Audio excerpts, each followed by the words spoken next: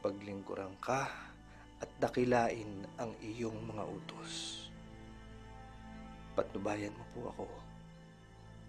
Huwag mo po akong iiwan.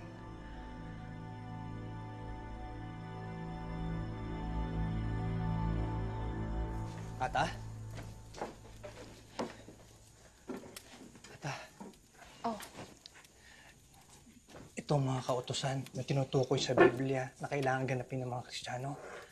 Hindi ito ang mga kautosang ibinigay ni Moises sa mga Hudyo. Peles, ano bang sinasabi mo? Hindi ba't malimit mong sabihin na kaya ka umanib sa Adventista ay dahil higit na malapit sa aral ng Biblia ang tinuturo nila? Tama ka. Pero sa patuloy kong pagsusurit, pagsasaliksik ng ating mga aral na pinangangaral, ay mayroon ako mga nakitang hindi sang-ayon sa mga nakasulat sa Biblia.